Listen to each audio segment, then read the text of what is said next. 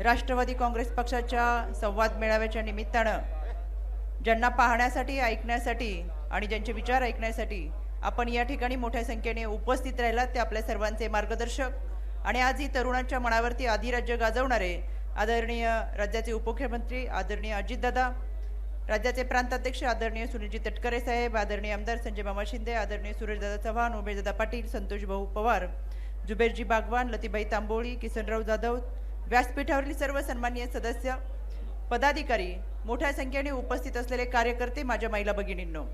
ज्यांनी आता आदरणीय दादा आणि आदरणीय प्रांताध्यक्ष यांच्या उपस्थितीमध्ये पक्ष प्रवेश केला ते आदरणीय बिच्चू प्रधाने, राजूभाऊ अवघडे, सुभाष मामा डांगे, सुहाजी अवघडे, विश्वजितजी पाटील, मंदाकिनीताई तोडकरी, कल्पनाताई क्षीरसागर, मारुतीजी तोडकरी, जुबेरजी मुजावर, या सगळ्यांचं मी सन्माननीय व्यासपीठाच्या वतीनं राष्ट्रवादी काँग्रेस पक्षाच्या वतीनं मनापासून स्वागत करते आणि त्यांनी पक्ष प्रवेश करत एक चांगला निर्णय घेतला त्याबद्दल त्यांचे मी आभार व्यक्त करते। आज या ठिकाणी संवाद मेळाव्याच्या निमित्तानं सकाळपासून आम्ही पाहतोय आदरणीय दादांच्या उपस्थितीमध्ये जो जोश जल्लोष आहे तो तरुणाईचा, सहसहत्या रक्ताचा आहे आणि दादा आपण जो निर्णय घेतला तो किती योग्य आहे हे या उत्साहावरून आणि गर्दीवरून दिसून येतं। ही तरुणाई आणि महिला भगिनी आपल्या समवेत आहेत, आपल्या निर्णयासमवेत आहेत। खरं तर सोलापूरकरांनी दादांना भरभरून प्रेम दिलं, पण दादांना आपण जितकं प्रेम दिलं त्याच्यापेक्षा दादांनी सोलापूरकरांवरती अफाट प्रेम केलं। सोलापुरी चादरीप्रमाणे थंडीत मायेचं ऊब देण्याचं काम आपण सगळ्यांनी केलं आणि इथून पुढेही आपली साथ आदरणीय दादांना अशीच राहील हा विश्वास मला या निमित्तानं वाटतो। आज या ठिकाणी महिला भगिनी मोठ्या संख्येने उपस्थित आहेत। प्रत्येक वेळेस भाषणामध्ये प्रत्येक ठिकाणी जिथे जातात तिथं दादा आवर्जून सांगतात की माझ्या महिला भगिनींच्या कोणत्याही योजना असतील त्यांच्या सुरक्षितेसाठी, सबलीकरणासाठी, सक्षमीकरणासाठी वित्त विभाग दादांकडे असल्यामुळे त्यासाठी कोणताही निधी कमी पडून देणार नाही असं जे बोलतात ते करून दाखवतात आणि याचा मला खरं मनापासून अभिमान वाटतो। राज्यामधल्या महिला बालविकास मंत्री आदरणीय अदितीताई तटकरे आज या ठिकाणी उपस्थित नसल्या तरी सर्व महिला भगिनींच्या वतीने मी त्यांचे मनापासून आभार व्यक्त करेल। लेक लाडकी योजनेच्या माध्यमातून खऱ्या अर्थानं मुलीचा जन्म झाल्यानंतर तिच्या नावावरती 5,000ची ठेव ठेवत वयाची 18 वर्ष पूर्ण झाल्यानंतर तिला 1 लाखापर्यंतचा निधी तिच्या शिक्षणासाठी मिळतोय आणि खऱ्या अर्थानं आमचं सबलीकरण होतंय। हे आर्थिक नियोजन करत असताना आदरणीय दादांनी दिलेलं पाठबळ असेल। 4थं महिला धोरण येते 2 दिवसापूर्वी केंद्रीय अर्थसंकल्प सादर झाला। या अर्थसंकल्पामध्ये तळागाळातल्या महिलांना बरोबर घेऊन काम करत असताना त्यांना खऱ्या अर्थानं स्वतःच्या पायावर उभं राहण्याचा आत्मविश्वास आणि आत्मबळ देण्याचा प्रयत्न केला गेलेला आहे।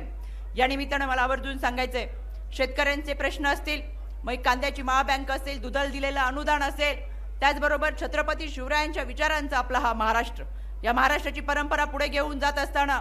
महाराणी सईबाई यांच्या स्मारकासाठी आदरणीय दादांनी दिलेला निधी असेल, त्याचबरोबर क्रांतिज्योती सावित्रीबाई फुले जिने आमच्या अज्ञानाने अंधारलेल्या वाट्या प्रकाशाच्या ज्ञानाने उजळून टाकल्या त्यांच्या स्मारकासाठी दिलेला निधी असेल आणि या सगळ्यांसाठी खऱ्या अर्थाने इतिहासाचा विचार पुढे घेऊन चालत तर वर्तमानामध्ये त्याचं अनुकरण करत असताना भविष्य उज्ज्वल होईल हा सांगण्याचा प्रयत्न आदरणीय दादांनी कायम केलेला आहे। आणि म्हणून दादा मी सर्व महिला भगिनींच्या वतीनं उपस्थितांच्या वतीनं मी आपले मनापासून आभार व्यक्त करते। या सगळ्या निमित्तानं खऱ्या अर्थानं येणाऱ्या अर्थसंकल्पामध्ये देखील दादा महिला भगिनींसाठी आपण गेल्या वेळेस देखील 8 मार्च म्हणजे जागतिक महिला दिनाच्या दिवशीच अर्थसंकल्प सादर करत असताना चांगल्या पद्धतीचं बालसंगोपन असेल किंवा महिला निधीसाठी आपण चांगल्या पद्धतीची तरतूद आमच्या महिला भगिनींसाठी केली होती। अशाच पद्धतीची तरतूद येणाऱ्या काळामध्ये आपण अर्थसंकल्पामध्ये करताल याची आम्हाला खात्री वाटते। पहिल्या दिवसापासून दादा आपण जो निर्णय घेतला या निर्णयासमवेत महाराष्ट्रातल्या महिला भगिनी मोठ्या संख्येने आपल्याबरोबर उभ्या राहिल्या, कारण त्यांना विश्वास वाटतो। अगदी 18 वर्षाची ही युती असेल की 85 वर्षाच्या आजी असतील, त्या सगळ्यांना माहिती आहे की आपलं भवितव्य कोणाच्या हातात असेल तर ते कणखर नेतृत्व जे बोलतो ते करतो सांगणारा आदरणीय अजितदादा आणि म्हणून अजितदादांच्या निर्णयासमवेत सगळ्याजणी या ठिकाणी उपस्थित राहिलात। आपण दादांना खऱ्या अर्थानं सोलापूरकर फार हुशार आहेत, अचूक निशाणा अचूक वेळ बरोबर साधतात, म्हणून या निमित्तानं आपण संकल्प करूयात येणाऱ्या लोकसभेच्या निवडणुकीमध्ये सन्माननीय पंतप्रधान मोदी साहेब यांना महायुतीच्या माध्यमातून मतदान करत असताना 2017ला ज्या पद्धतीने सर्वाधिक मतदान महिला भगिनींनी केलं तसंच मतदान यावेळेस देखील करत खऱ्या अर्थानं त्यांना पुन्हा एकदा पंतप्रधानपदी विराजमान होत असताना आपला सिंहाचा वाटा राहील हा संकल्प करत असताना अचूक वेळेचा संकल्प आणि एबीपी माझा, उघडा डोळे बघा नीट.